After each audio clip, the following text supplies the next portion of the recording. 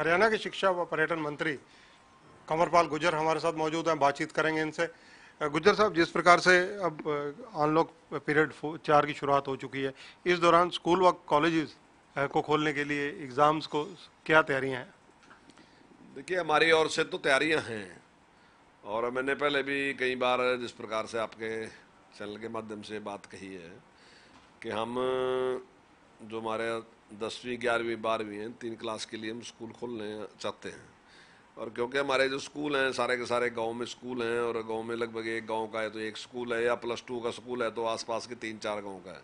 तो हमारे लिए कोई बहुत मुश्किल नहीं है सोशल डिस्टेंसिंग बनाना और सारा का सारा काम। अगर 2 बार जिस प्रकार हमने एक विचार किया था कि हम जो 50% बच्चे हैं उनको एक टाइम में बुलाएंगे और 50% बच्चों को दूसरे टाइम में बुलाएंगे, तो इस प्रकार में अगर हम दिन में भी एक बार में बुलाते हैं, मान लीजिए सुबह कुछ बच्चों को बुलाते हैं और दोपहर बाद कुछ बच्चों को बुलाते हैं, तो उसमें भी कोई हमारे लिए प्रॉब्लम नहीं है। और अगर एक दिन छोड़ के बुलाते हैं तो उसमें हमारे लिए कोई खास प्रॉब्लम है नहीं, क्योंकि बच्चे आसपास के ही हैं, तो उसमें कोई समस्या आने वाली नहीं है। लेकिन फिर भी जो विशेषज्ञ हैं ना जी, वो क्या मानते हैं, क्योंकि उनकी जानकारी हमारे से बहुत ज़्यादा है।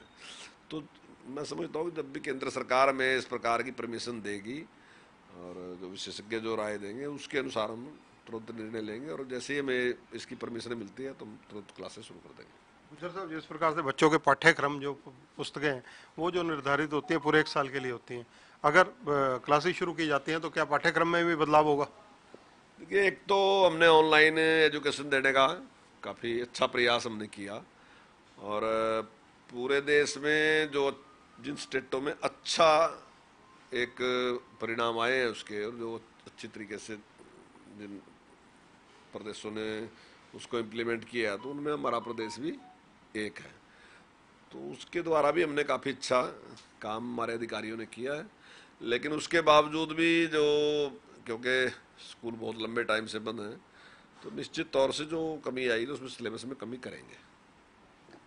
इसके अलावा आपके पास एक महत्वपूर्ण मंत्रालय, पर्यटन मंत्रालय भी है। पर्यटन विभाग के जो कई केंद्र हैं, उनको लीज पर देने, बेचने या कोई ऐसी रणनीति सरकार तैयार कर रही है? देखिए, अभी तो कोई इस प्रकार का नहीं है, लेकिन हम सोच रहे हैं कि क्योंकि ठीक अच्छे तरीके से चल सके, जैसे पीपी मोड पे आजकल बहुत से काम चल रहे हैं और वो उनके परिणाम अच्छे रहे, तो हम उसके बारे में भी विचार कर रहे हैं कि कोई इस प्रकार से कोई एक नया मॉडल आए जिससे ये खूब अच्छी तरह से सफल हो सके। तो उस पर हम विचार कर रहे हैं कि अगर कुछ हमारे जो है, हमारे अच्छी साइट हैं, बहुत अच्छी साइट हैं, तो वो अच्छे और कामयाब हों और ज़्यादा से ज़्यादा लोगों के लिए उनकी सेवा भी कर सकें, और विभाग भी जो है वो प्रॉफिट में चले अच्छे। तो उस पर विचार कर रहे हैं कि अगर पीपी रोड पे कोई भी इस प्रकार की ऑफर आती है या कोई हम देखते हैं, तो उस पर विचार कर रहे हैं। पिछले दिनों जो चेयरमैन है हरियाणा टूरिज्म के, उन्होंने इस मामले में स्टेटमेंट्स दिए हैं कि वो ये जल्दी रेंट आउट किए जा सकते हैं। कई केंद्र ऐसे हैं जिनमें फरीदाबाद का प्रमुख रूप से। नहीं, अभी ऐसा कोई फैसला तो हमने खैर नहीं किया उसका कि अभी हम जल्दी इसको करने जा रहे कुछ, लेकिन इस पर हम विचार कर रहे हैं। ये बात सही है निश्चित तौर से, क्योंकि अभी तो खैर दौर ऐसा है कि इस टाइम तो सभी लोग घाटे में हैं। चाहे हमारा टूरिज्म का भी है, हमारे भी जो हैं वो संस्थान वो भी घाटे में हैं, और जो लोग इसके स्पेशलिस्ट हैं, चाहे जो वो होटल चलाते हैं वो भी घाटे में ही हैं। तो वो भी कोई प्रॉफिट नहीं, क्योंकि आजकल तो जो पर्यटक है वो तो बाहर निकल ही रहा है। वैसे भी जिनका बहुत ज़रूरी काम है वो भी बाहर कम निकल रहे हैं, कोरोना की वजह से कम निकल रहे हैं। लेकिन आने वाले टाइम में हम इस पर विचार कर रहे हैं कि ये एक अच्छे हों, और मतलब एकदम अच्छे तरीके से, जैसे दूसरे लोग बिजनेस करते हैं उसी प्रकार से हमारा भी जो टूरिस्ट कॉम्प्लेक्स है वो बहुत अच्छे तरीके से चले, उस पर विचार कर रहे हैं। और उसमें अगर कोई पीपी मोड में भी करना पड़ता है, पार्टनरशिप करनी पड़ती है, तो उस पर हम, हमारा जो है मन से हम खुला है, हमारा मन, उस पर हम विचार कर सकते हैं।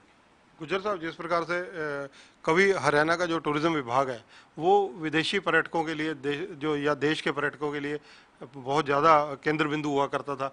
हरियाणा टूरिज्म बहुत चला करता था। आजकल तो चलो कोरोना का टाइम चल रहा है इसलिए, लेकिन इन चीज़ों पर क्या आप विभाग को स्टडी करवा रहे हैं कि आखिर क्या खामियां पिछले 10-15-20 साल में आई जिसके कारण ये विभाग पिछड़ रहा है? देखिए, एक टाइम था जब हरियाणा ने इसको शुरू किया, तब जो प्राइवेट क्षेत्र में था ना जी, ना तो इतने होटल थे ना इतना इस प्रकार का था। और जो हमारा, जो हमारे पर्यटन के जो केंद्र थे, जो हमारा कॉम्प्लेक्स थे, वो बहुत अच्छी साइट थी इनकी।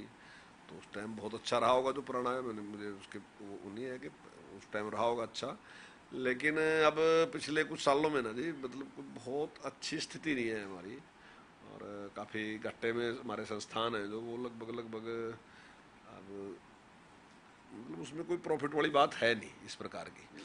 तो हर टाइम में ना जी हर एक सिस्टम बदलता रहता है। मान लीजिए आप कोई बिजनेस करते हैं, उसके एक नियम बदलते रहते हैं, लोगों की इच्छाएं भी बदलती रहती हैं, उनको एक अलग टाइप का इन्वायरमेंट चाहिए, तो वो हर जगह परिवर्तन होता रहता है। तो उसमें अगर कोई ज़रूरत पड़ती है इस प्रकार की कि मान लीजिए प्राइवेट पार्टनरशिप की ज़रूरत पड़ती है और पीपी मोड पे अगर हम अच्छा कर सकते हैं तो निश्चित तौर से करेंगे, कोई दिक्कत नहीं है। गुज्जर साहब, आपके विभागों से हटकर एक सवाल है। एक हरियाणा सरकार में राज्य मंत्री हैं ओम प्रकाश ग्रोवर जी, ओम प्रकाश यादव जी।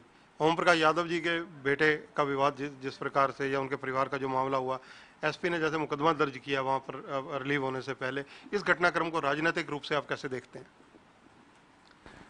देखिए उस पर जो भी माननीय मुख्यमंत्री जी ने उस पर जो भी निर्णय लिया और जिस प्रकार से हमारे होम मिनिस्टर हैं उन्होंने जो किया, मैं समझता हूँ उसको सुलझा लेंगे जो भी बात है, तो मैं उस पर कुछ कहना नहीं चाहूँगा। वो जो भी उन्होंने बयान दिया मैं उससे सहमत हूँ जिस प्रकार से भी।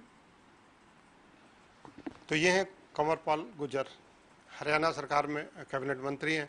शिक्षा व पर्यटन विभाग इनके पास है। शिक्षा विभाग में शिक्षा जो क्लासें हैं वो शुरू करने के लिए केंद्र सरकार की गाइडलाइंस को हरियाणा फॉलो करेगा। और जहां तक टूरिज्म का सवाल है, टूरिज्म रेंट आउट करने की फिलहाल कोई प्लानिंग नहीं है। पीपीपी मोड पर अवश्य सरकार मंथन कर रही है। कैमरामैन सुनील के साथ चंद्रशेखर धरनी, पंजाब केसरी टीवी, चंडीगढ़।